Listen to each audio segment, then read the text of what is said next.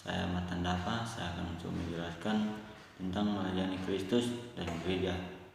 Nah, kita sebagai mahasiswa teologi pasti tidak asing lagi mendengar pertanyaan dari luar tentang sudah berapa lama kita belajar, sudah berapa melayani di bidang apa, berapa banyak jemaat yang sudah kita layani. Sehingga timbul seakan-akan suatu hal yang pasti hanya mereka yang belajar teologi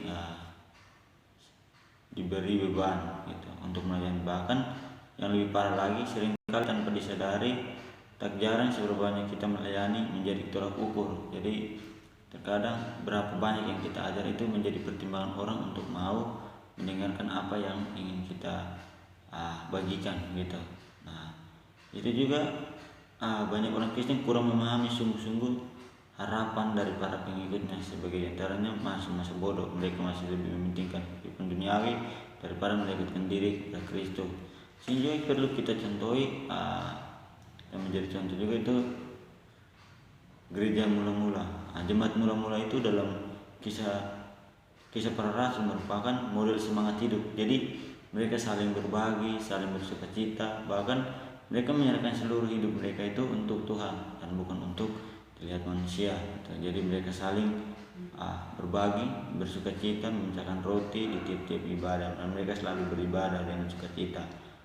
Selain itu juga setelah mereka mengenal dan mengenal kasih Tuhan, mengalami kehidupan baru, mereka hidup dalam kasih dan semangat gitu. Nah, ternyata melayani dalam jemaat bukan tentang pilihan, tetapi tentang tujuan Tuhan berikan untuk kita gitu. Nah, jadi melayani itu bukan tentang memilih. Jadi kita tidak bisa memilih siapa yang mau kita ini. Tuhan juga terlebih dahulu sudah melayani. Nah, apakah kita tidak mau untuk melayani? Tentunya kita harus lebih banyak melayani gitu. Sama seperti Tuhan telah terlebih dahulu melayani. Nah, itu ada beberapa contoh yang patut kita tiru dalam tokoh-tokoh Alkitab. Yang pertama itu beban yang benar, hati yang salah. Seperti contohnya Marta. Seperti biasa yang kita tahu, Marta ini lebih sibuk melayani kebutuhan rohani, kebutuhan jasmani Tuhan Yesus ketimbang mendengarkan apa yang Tuhan ingin sampaikan. Berbeda halnya dengan Maria. Maria lebih sibuk, lebih senang mendengarkan apa yang dibicarakan Tuhan Yesus tentang kehidupan dan bagaimana cara memperoleh kerajaan surga. Jadi di situ juga tentunya terjadi perbincangan antara Maria dan Marta dengan Tuhan sendiri juga.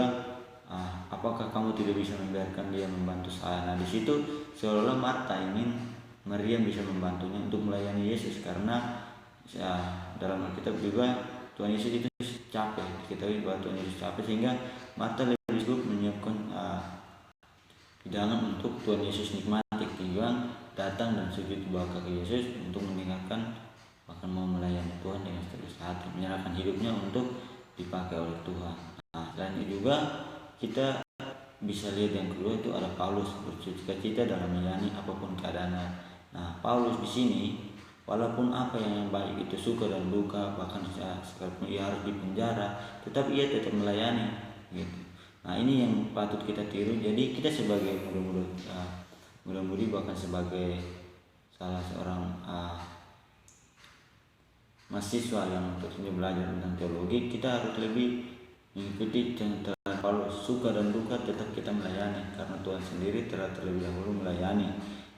Itu apapun itu juga kita tidak boleh menjadikan ketika kita senang baru kita mau melayani, ketika kita lagi malas kita tidak boleh bersungut-sungut untuk melayani, tetapi kita mau melayani dengan setulus hati dan ikhlas.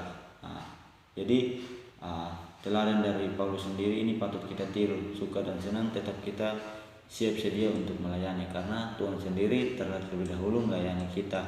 Di saat itu, selain dari situ juga ada Stefanus yang bagaimana melibat upah dalam pelayanan. Walaupun banyak orang tidak menganggap kita bahwa kita ini mungkin kecil, kita mungkin ini masih terlalu belum dewasa, tapi mereka mungkin salah menafsirkan bahwa sebenarnya itu Stefanus ini ingin menunjukkan kepada kita bahwa dia lebih mau untuk melayani Tuhan ketimbang diperhatikan oleh orang. Jadi melayani bukan untuk dilihat orang, tetapi melayani karena memang itu adalah kewajiban kita untuk memberikan pelayanan yang baik. Nah, itulah beberapa contoh yang perlu kita teladani. Sekian dari saya, terima kasih, salam.